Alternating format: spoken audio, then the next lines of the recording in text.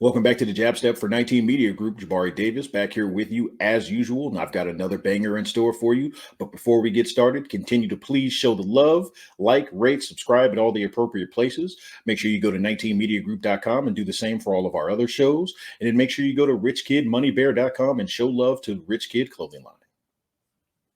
Shout out to Peyton. He is the former host of Blind Date and the current host of the Sports Lodge, which can be found during drive time in Los Angeles on AM 830. And someone I'm extremely appreciative of, Mr. Roger Lodge. Thank you so much for joining the Jab Step this week. Are you kidding me, man? Absolutely honored and thrilled to be here, not only with you, but with our other esteemed guest as well. Without it, the pleasure is ours, I assure you. And speaking of that other esteemed guest, we're also joined by another guy I truly appreciate within the industry. He is the co-host of the Jacked Ramsays Podcast for the Blue Wire Network. He's also the co-host of Blazers Outsiders. You can find him on YouTube, Twitch, you name it. My guy, Danny Marang, thank you for joining as well. Hey, thank you, man. I think it's the first time anybody's ever called me esteemed. So that's a first for me. So it's usually a lot worse than that. You know, honestly, sometimes you just roll with it. Sometimes you just absolutely roll. Hands up. You've earned it. All right, as we tend to do, and as a reminder, this is a little bit of a departure from the usual NBA conversation, where I'm just talking to fellow NBA fanatics about the teams, eras, and players that made them fall in love with the league. Roger, why don't you kick us off? Can you let us know a few of the players and teams, and maybe even the eras that made you fall in love with the NBA? Well, I got to tell you, I can remember like it was yesterday, waking up in my neighborhood, 20502 Wilder Avenue in Lakewood, California, and I could not wait to get up in the morning and go steal my neighbor's sports page, okay, out of the Long Beach Press-Telegram, because I could not wait to get to the box score to see how many Pistol Pete had dropped on an opponent the night before. Fell in love with basketball because of Pistol Pete, and then also because growing up in Southern California, a gentleman by the name of Francis Chick Hearn, who, of course, is a legendary broadcaster for the Lakers. And I'll never forget as long as I live, Game 7, when Willis Reed came out and knocked down his first two shots, when he hobbled out on the floor during warm-ups and the garden erupted. My Lakers lost the title that night when Clyde dominated the game with, an unbelievable performance. And I cried like a little baby. But then a couple of years later, in 71-72, when Wilt, Jimmy Mack, Happy Hairston, the Logo, and a grown man named Gale reeled off 33 straight, brought us our first title ever here in Los Angeles. And I was hooked, and I couldn't wait. I couldn't wait to go to bed at night with my best friend, who was my little green transistor radio that was strategically placed under my pillow, just loud enough that I could hear Chick, but my mother couldn't hear Chick, and I used to put myself to sleep with Laker games. And from that 71-72 squad, I was absolutely hooked.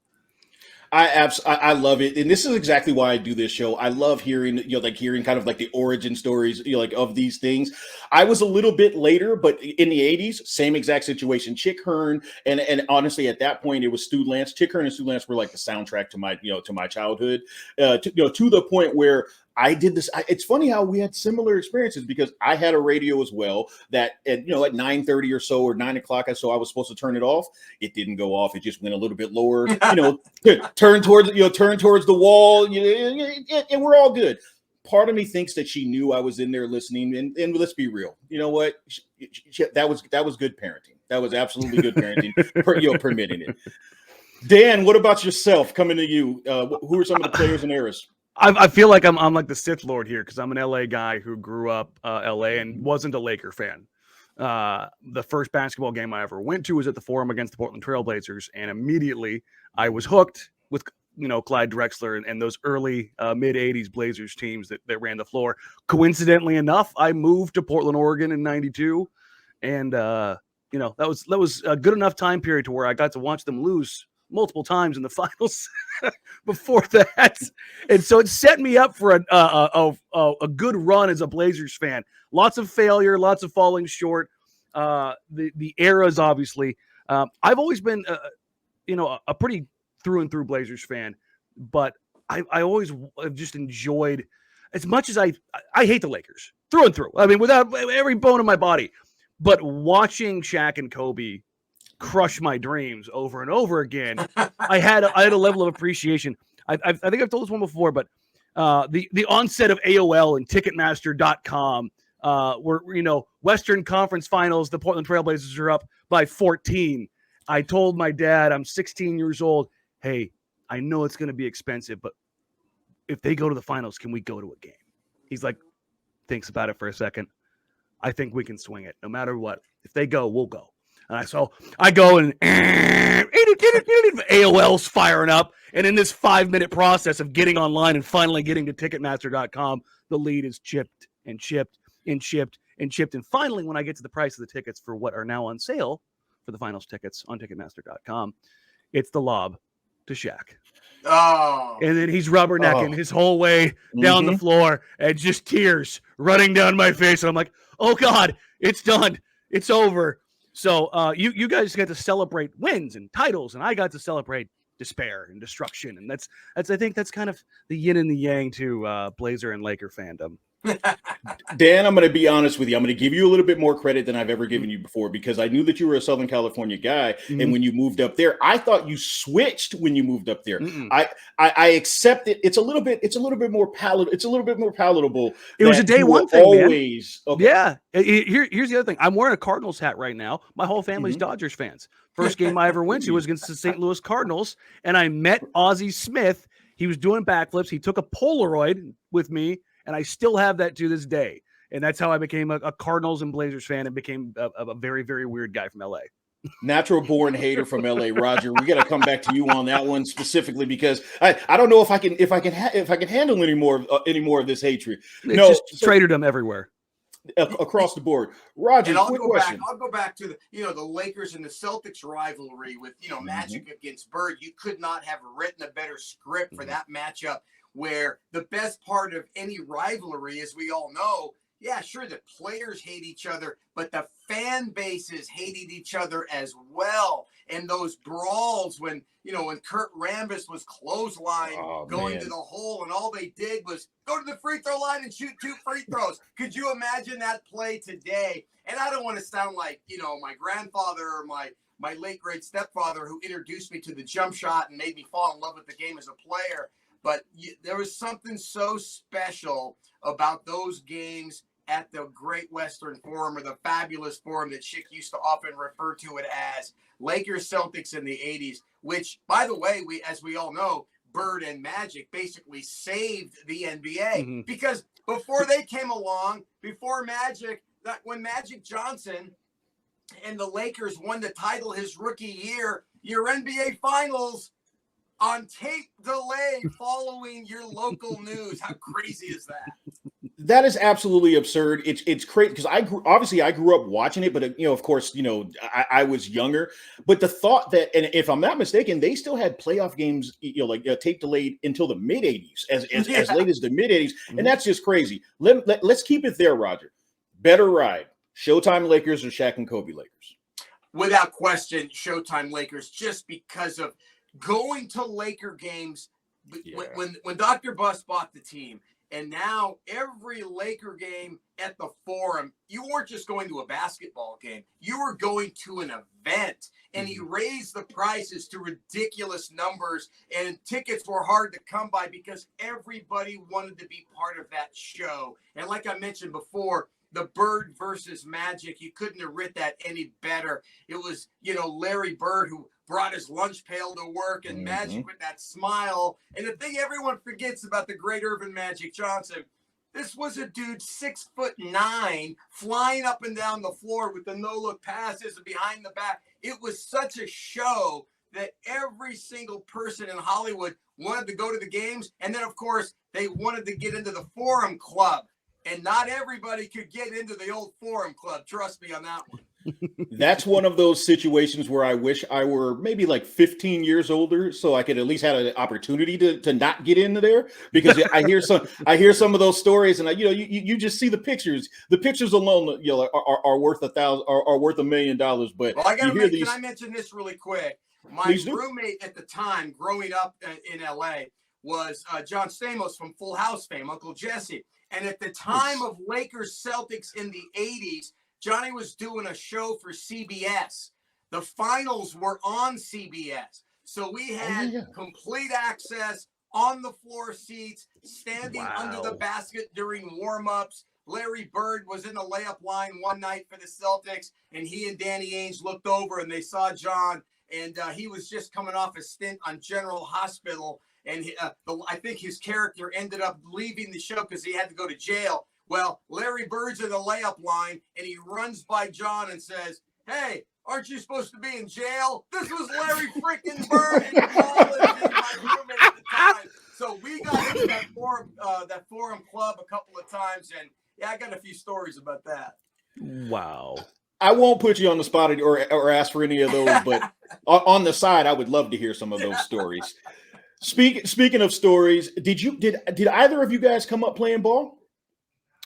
I did. I played until high school, and then I played it for just base teams in the Air Force. Ironically enough, we actually the base teams we ended up having, we scrimmaged against college teams and got waxed poetically. That was the realization that I had. I was like, I'm not built for this life. Nope, I'm good. I had that same realization when I played in high school at Cerritos High School out here in SoCal. And then I went to Whittier College, and I played there for a couple of years. And my first college basketball game I ever played in, it was the Whittier Poets against the Georgia Bulldogs. They had a cat by the name of Dominique Wilkins, who turned out to be pretty good. Neek had 30 at the half, and then they sat him down. But I got to tell you guys, I went to the free throw line in that game with 4 seconds remaining with a 1-and-1. And I knocked both free throws down to bring us within 60. Your final score that night, 122, Warrior 62. But I had a single. Wow. I had 4 points and 4 rebounds. Let's go. You know what's fantastic about that? I was like, wait, is this story going to end on him having like a Sasha moment, like in the finals? like huge free throw? Hey, whether you're up 60 or down 60, you had your moment, and I certainly appreciate you're in the game. that.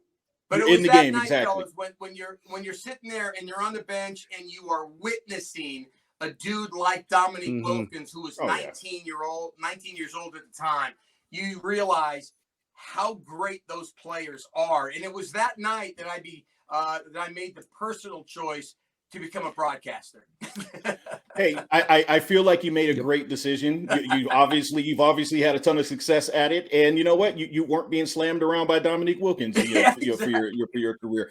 Yeah, I'll just quickly say this: whenever I see people on NBA Twitter, discussing, oh, this guy's a bum or this guy's that, and don't get me wrong, it's fair to have legitimate criticism of players or of games or whatnot, but sure. but the very specific, like, oh, this guy's terrible. It's like, nah, I can tell that you never played. So here's the deal: I played high school. I played, for some traveling teams, played, a little club basketball, nothing major. When I matched up against somebody like, say, Baron Davis, because we are the same age, it's as simple as, oh, see, I'm doing paint by numbers, and this is excuse me, and this is Picasso over here. It's a different conversation altogether, from a physical perspective, a mental perspective, just across the board. Bringing it back to the topic of the day, I gave you guys a heads up. We're going to do a little bit of Olympic, Team USA talk here. So obviously, a lot of these conversations, they end up being like they can have a generational divide. For perspective, I was an early teen in '92 when they put that team together. Dan, I think you're 4 or 5 years younger than me. Yeah, I was 10. You're 10, and Roger, you're just a few years older than me. So you were an adult. I was a teenager. Dan was a baby. Here we were. What were your thoughts on that team's formation? Roger, start with you. Dream Team '92 was the greatest basketball team ever assembled, and I'm going to tell you why. Not only did we have Michael Jordan and Larry Bird and Magic Johnson. Oh, yeah, let's throw in Stockton and Malone. Let's throw in Patrick Ewing and David Robinson, the Admiral. You had one of the greatest shooters of all time and a very underrated greatest shooter of all time, Chris Mullin. And, Dan's favorite Clyde Drexler was on that squad. And then they had to throw in a college kid. So let's go with Christian Laettner, who's coming off back-to-back NCAA titles with a couple of signature moments. But I think that's the greatest team that was ever assembled talent-wise, not to mention the fact that Michael Jordan, Larry Bird, and Magic Johnson would slit your throat to get a W. They were three of the most fiercest competitors in the history of the NBA who refused to let their team lose. Roger, sorry, Dan, let me just ask this question. No, you're good. Roger, did you even mention Charles Barkley? And forgive me if you did. Didn't even bring up Charles Barkley then. And Barkley was the one that was doing the damage. And he led the team in scoring, I believe, that during those Olympics. I believe so. Yeah, exactly. Great point. I was just going to say that we've gotten some of the behind the scenes videos over the years of obviously the practices, the back and forth with Jordan and Magic. That's to me, you look at that. Unfortunately, neither of those guys were at their absolute prime, but they were both close enough to their primes where it was like, oh my God, this is insane. Bird, obviously, his back was kind of flaring up for him a little bit still, but it didn't matter. It just didn't matter. You had the air of Larry Bird. You had peak Charles Barkley, who criminally is probably one of the most underrated players we've ever had in this league. And we consistently talk about, Big Chuck on TNT now. And it's like, if you're under 30, it's like, I don't think you realize the force that he was. And you look at that team, and even you go to the next couple of dream teams, they had different types of talent, but you had, again, it's more about like the air of that team. It just, you look at it and it's not even like a top 75 team. It's a top 20 team as far as like the guys that are on that roster. You look at it and you're like, NBA just released its top 75 list. At that time in the world, it's the top, 12 of maybe 20 players ever. You're missing the Wilts, the Kareems, those guys, the Pistol Petes, but you've got the next versions of them. You've got the John Stockton, you've got the Patrick Ewings. It's just, you've got David Robinson, who's coming off of the last time he went out there, he got absolutely housed by Arvydas Sabonis, and yet he is now a grown man, and it's just a complete monster. And you just, like, it's easy to look at that team and go, oh, that's right, Charles Barkley was on that team. Oh, that's right, David Robinson was on it, because you have Bird, Magic, and Jordan, and it's like the holy triumvirate of basketball. And it's just, there's so much in that it's hard to really quantify and compare it against any roster ever. And Dan makes a great point when he talked about the air of that team, that aura. Remember when fighters were beaten before they even entered the ring against Mike Tyson? There were countries who were beaten by our Olympic team in 1992 before they even took the floor, to the point where you had opposing countries asking our players for autographs during the game, which is insane. That is absolutely nuts. But let's be real. Both of you guys are exactly right. Just the magnitude of that roster. I understand, being from another country, why especially, yes, they were playing professionally, and yes, they were working their way to where obviously things are now, but the game had not spread globally, anywhere near as much at that time. I actually feel like that, that team specifically, obviously it was already spreading, but I feel like that team cemented the NBA as a global experience. So what does 1992 Barkley look like in today's league? I'm going to jump in here and say that Charles Barkley was such a phenomenal athlete. Okay. And I think that whenever anyone brings this type of stuff, these subjects up, it's Charles Barkley somehow, some way would have adapted to today's game. Towards the end of his career, he could spot up and shoot the jump shot. I think if you would have brought Charles Barkley into today's game, he would have adapted and not only survived, he would have thrived somehow, some way. He would have got it done. I'll say this: there's a kid in New Orleans, in Zion Williamson, who out of shape was 26-10. Yeah. Charles Barkley was never out of shape in the NBA. Charles Barkley was a grown man in the NBA who was just he was the round mound of rebound for a reason. In today's NBA, his ability to grab and go in transition, I don't care. He could be Draymond Green from the 3-point line. Don't care. Because we just saw what the rim gravity of somebody who in Zion, he's going to the rim, and there's not a damn thing you can do about it. Charles Barkley was the exact same guy. There's not a damn thing you're going to do about it, and he's got a better handle.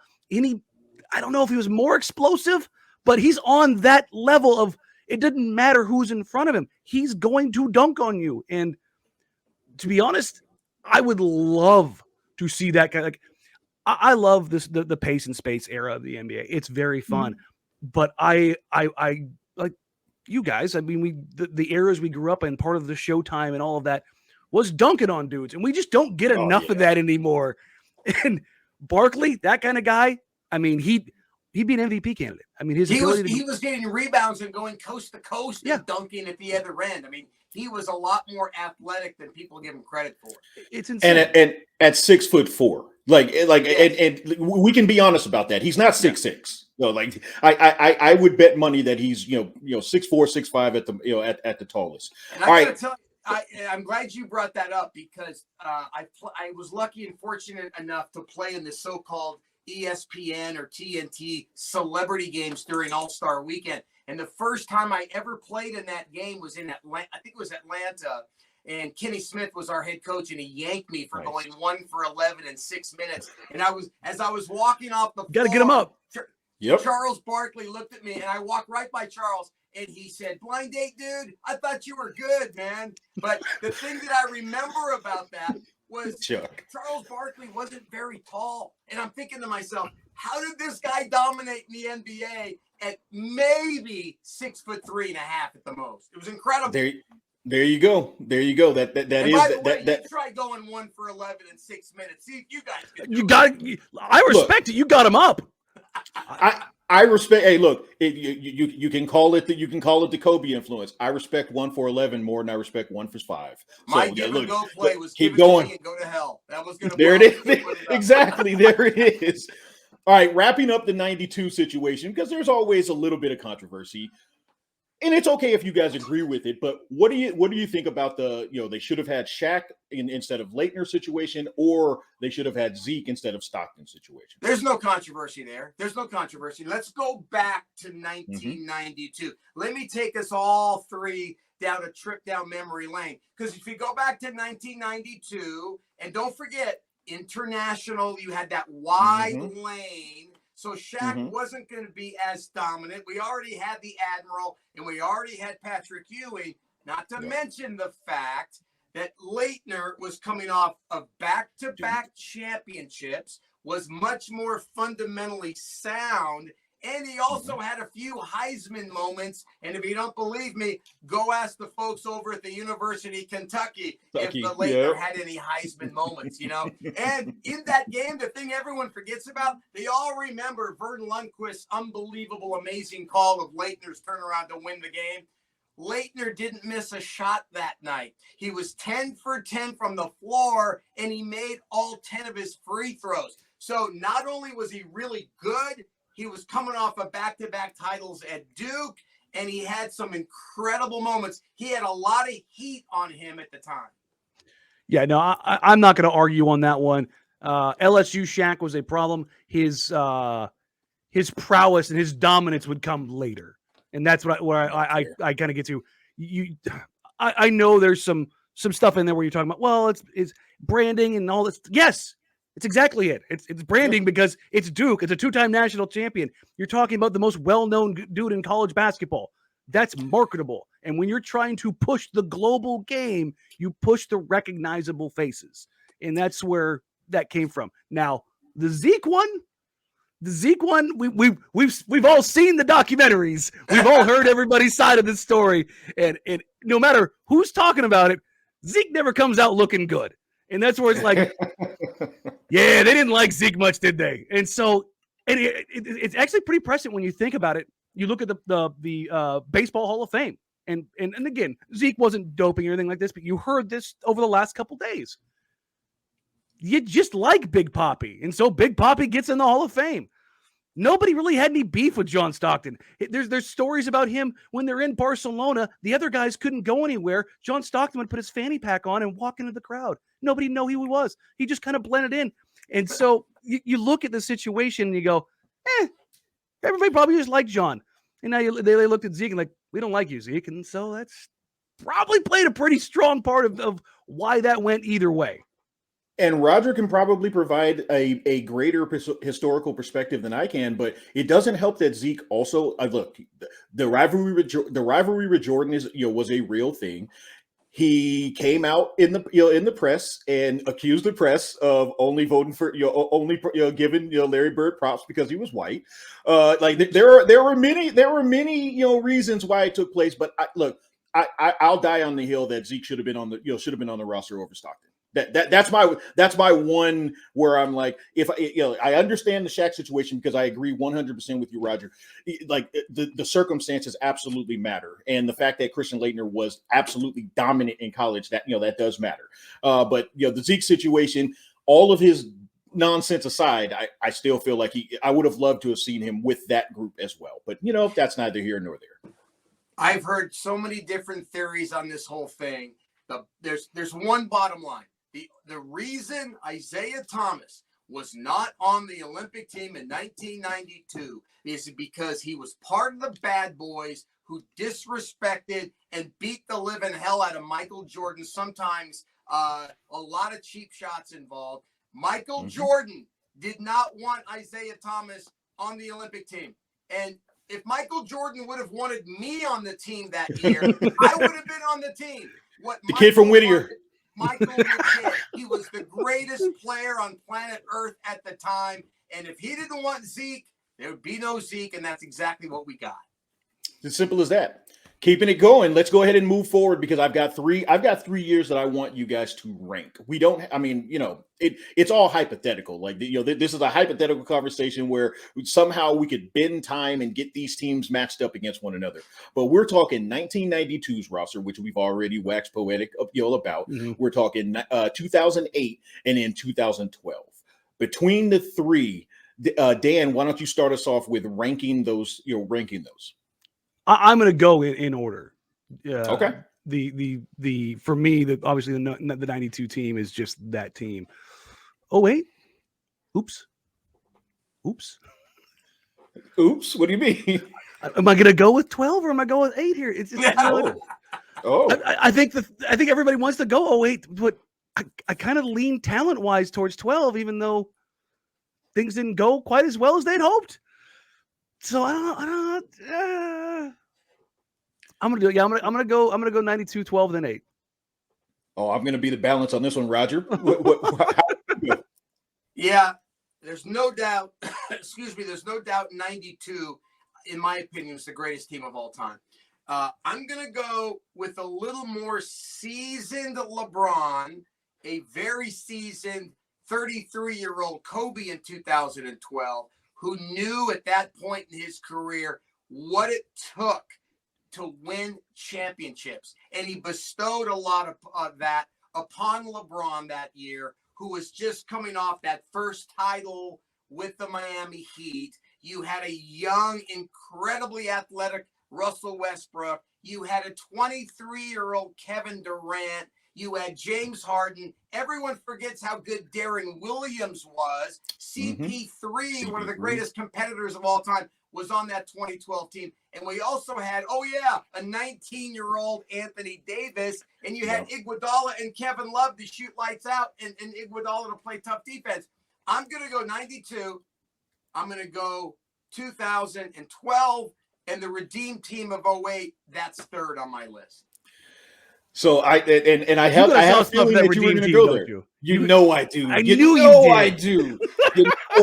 So this is why I love these conversations because, of course, perspective goes into it. Where you were in life. I believe that where you are in life when you experience a certain sports memory or moment absolutely will impact. So For the longest time, 92 was like just what you said. I would say the same exact thing. 1992 is the greatest, the greatest team that you can possibly put together. I don't want to hear anything else. Shut up, go away, this, that, the other. But then the Redeem team came around, and a little bit of historical perspective, was gained, and I realized, okay, let me look back at it. Now, obviously, 92 had Michael. We don't even have to have the conversation. You got Mike. They had, Chuck. They had a lot of those guys that you mentioned, but Magic and Bird were done. I love the look. Magic's my favorite player to ever play this game. So, and the All-Star moment that he had in 92 was fantastic. But as a dominant player, they were done. I look at that 08 team, and we're talking about Kobe in his prime. We're talking about Dwayne Wade playing incredible. It may not, whether it was his exact prime or not. That was the best that I've ever seen Dwayne Wade play was in 08, 09, 2010-ish, that range. Then you kind of go up and down that roster.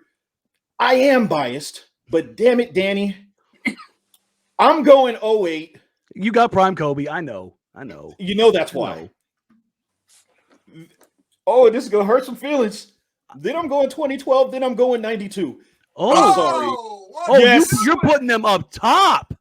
Listen, if you had that 92 team where a couple more of them, or even one more of of them were in their prime, the conversation changes. But specifically because Magic and Bird were pretty much done, and if you go back and look, they really didn't get all that much from D-Rob. The Admiral was fantastic. He's also one of my favorite bigs, but they really didn't get all that much from him. They really didn't get all that much from Ewing. The heavy lifting was Barkley, Jordan, some from Pippen, and a couple other guys. That's where I'm going to justify it. And like I said, I'm going to balance things out. I know that when I put up a poll, people will lambaste me. They will absolutely destroy me because, of course, people are going to say I'm crazy, but I'm going to roll with it. Hey, I will give you this on that 08 Redeem team. The fact that obviously you had Kobe and LeBron and Dwayne Wade, great players. And they had a chip on their shoulder after only winning the bronze in 04. So you had great players with a chip on their shoulder and also an underrated lights-out shooter in Michael Redd. And it was a 22-year-old Dwight Howard, who, if you remember, was an absolute beast athletically at the time. Yeah, baby Dwight is definitely a Shaq light to that team, for sure. And CP3 and Darren, as you mentioned him, an old, grizzled veteran, Jason Kidd. Because I came up, specifically, like I came of age watching those players. That's why the 08 team, stands out for me. But absolutely fantastic stuff, guys. I really appreciate you joining today. Roger, can you let the folks know where they can find? For one, I want to know where we can find all the archived blind date episodes, because I'm going to tell you right now, I don't care. I came up watching the show. I absolutely love it. It is a classic. But also beyond that, where they can find your radio, the podcast version of it, kind of across the board. Each and every weekday afternoon out here in LA, the Sports Lodge on AM 830 between the hours of 3 and 7. It's me yapping for 4 hours on everything in the wild and wacky world of sports and entertainment, little politics here and there. And of course, everyone can follow me on Twitter at The Sports Lodge. You can follow the show at The Sports Lodge and me personally at Roger Lodge 7. And let me just say this. It was so fun to be here with you guys. Dan, you are awesome. I love those. I'm a little older than you, so I love the Bill Walton, Bobby Gross, Lionel Hollins, Johnny Davis Blazers, who beat the Sixers after going down 0-2 and coming back and winning that thing. That was an unbelievable season, no question about it. And great to be on with you, Dan and Jabari. I love you, man. You're awesome. And thanks for doing me the favor of jumping on the Sports Lodge from time to time. We always love having you. And you're my Ricky Henderson. You got the green light anytime in the Sports Lodge, baby. Let's go. Roger, I'm not joking when I say this, and oftentimes on this show, I'm sending high praise to my guests because quite frankly, I cherry pick and I only pick folks that I thoroughly enjoy or I respect or I appreciate or a combination of the sort. The Sports Lodge is my favorite show that I've ever been asked to join, it's my favorite. It's the reason why I will always say yes no matter what. And it's absolutely humbling that that you continue to have me on there and that you took the time out on a Saturday to do this. Thank you so much, Dan. Absolutely. Anytime, man. Love your kindness. Thanks for having me. No, 100%. Now, Dan, after all of that, I guess it's cool that you came. Hey, listen, man, it's cool. It's cool. Listen, man, I hosted a pre and post game show for the Portland Trailblazers. I don't have a culturally significant TV show. That is entirely okay. But you can find me pre and Dan, post. you got to do me a big favor though, Dan. Next time you talk to Scotty Brooks, you got to tell him your boy Roger Lodge says hello. Scott Brooks, of course, Chauncey's assistant there in Portland. Yep. So give Scotty a high five for me, would you please? That I can do. And I will say this: you mentioned Bobby Gross. We played in a giant Trailblazers cornhole tournament, and he thoroughly beat the crap out of us. So 2 years in a row, we made it into the semifinals both times, and I swear he did it blindfolded. It was the most disgusting thing that has ever happened to me. That's Long Beach State, baby. Bobby Gross. Shout out to the 49ers. So I think he threw it in the holes directly like 7 straight times. And it was like, oh, so it's going to be like that. Okay, cool. We'll go ahead and pack it up. But I'll get out of here on this. You can find me on the pre and post game show for the Jacked Ramsays, youtube.com/Danny Marang, on social media at Danny Marang across all platforms, and at Jacked Ramsays across all platforms. So YouTube, Twitch, wherever you find any podcasts, and then obviously locally here on the radio, I do stuff on 1080 and 620. So you can't get rid of me. That's how it goes. Do you wear plaid pants and a plaid jacket when you're doing that show?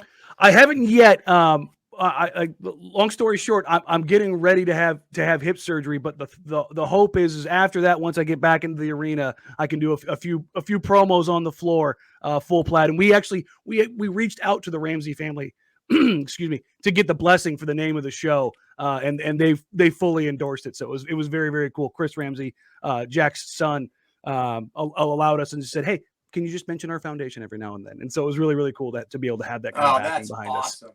Jack Ramsay, one of the most underrated figures in NBA history. What an amazing coach he was. On that note, honestly, guys, I really do appreciate it. And obviously, I was kidding, Danny. You know it's absolutely fantastic to have you as well. Absolutely appreciate it.